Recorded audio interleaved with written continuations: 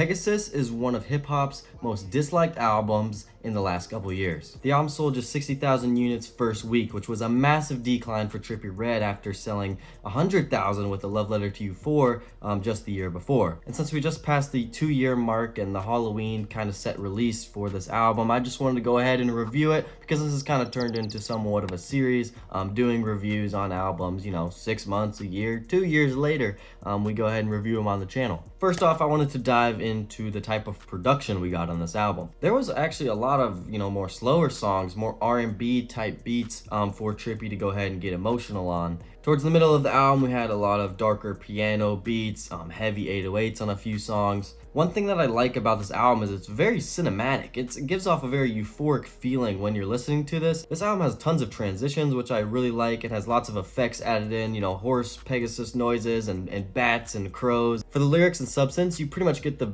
usual Trippie Redd, he's about to get emotional over girls or talk about relationships or things that happened. You expect that type of stuff though on an R&B song. Some of these songs are for slow stroke kings.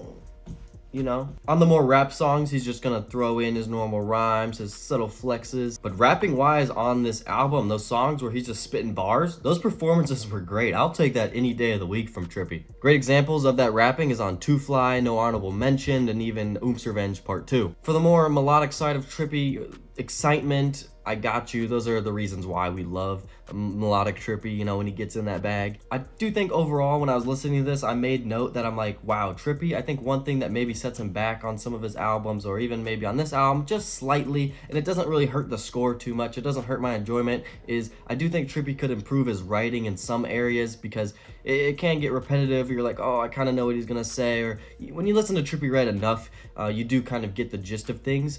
You had him just try new things like the hook that he gave us on We, where he used that crazy auto-tune to fill in the lines, and it worked, and it was funny, and that's one of the best songs. So speaking of the best songs, let's go ahead and get into my personal favorites and my personal least favorites. Starting it off with Moonlight being a very underrated track, followed by So Stressed with a Young LB feature. That song's underrated. Of course, the hit single Excitement with Party Next Door was great. We was one of the standout tracks. I've been recently liking Personal Favorite for some reason. That's just a really good track with Rich the Kid.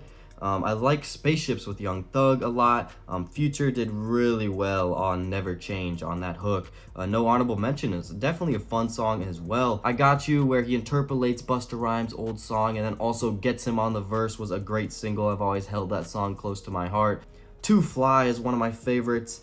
Oomp's Revenge 2, Sleepy Hollow, Kid That Did, those are all great rapping songs. There's a lot of good songs on this album, but what I will say, and what I'll probably mention again, is that there are a couple skips in my opinion, and that is because the track list is so damn long. So let's go ahead and spot maybe some of the filler and some of my least favorite songs. I think Hell Rain is definitely a little filler. TR-666, and I know a lot of people like that, but to be honest, putting a couple old songs like that on your album was pretty filler. Other than that, Red Beam, Take One, Good Morning. Whether you like some of these songs that I mentioned or not, this album has filler. You probably could have cut 5 to 6 of these songs, to be honest. If Pegasus was 20 songs long, you could make a case for that being Trippie Redd's best album. So let's break down the track list to back up what I just said. The first 7 songs are all very synchronized. They're all very good R&B. It's a great opener to the album, and if I ever need, R&B Trippie Redd like that, I'm gonna go to the start of Pegasus. It sounds great back to back to back like that. And then when you get to the title track, Pegasus,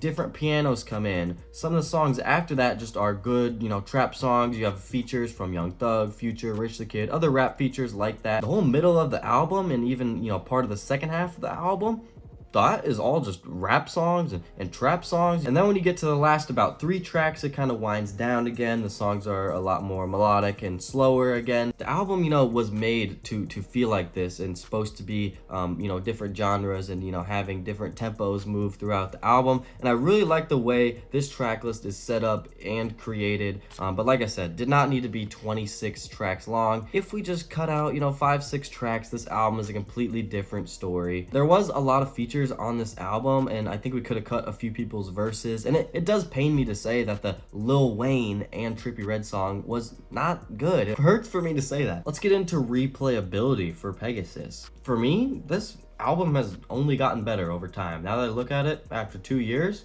I've had great time listening to this album. There's a lot of good stuff on Pegasus to go to. There is some of Trippie Redd's best songs on here.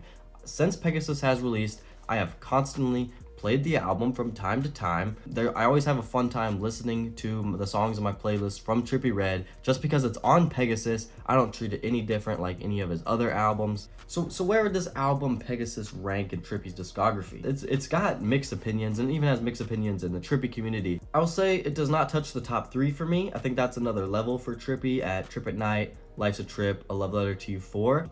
I think it's in the middle section of his discography. I'd put it right next to Neon Shark, which was the deluxe rock album to Pegasus. I'm not even sure if Pegasus or Neon Shark is better anymore. I'd put it next to Exclamation Mark. I'd put it next to A Love Letter to You 3. All in that kind of middle section for me in my Trippie discography ranking, and then A Love Letter to You 1 and 2 kind of just being on the tier below. Although I've appreciated this album more and more over time, I don't know if it will be possible for it to be a 10 out of 10 with just a few of the skips not being my favorite. Like, comment, subscribe if you guys watch all the way to the end. Thank you so much, man. It means a lot. We're on the road to 1K. I hope to be making more Trippie Redd videos on A Love Letter to You 5, so I don't have to make videos on his old albums and do reviews.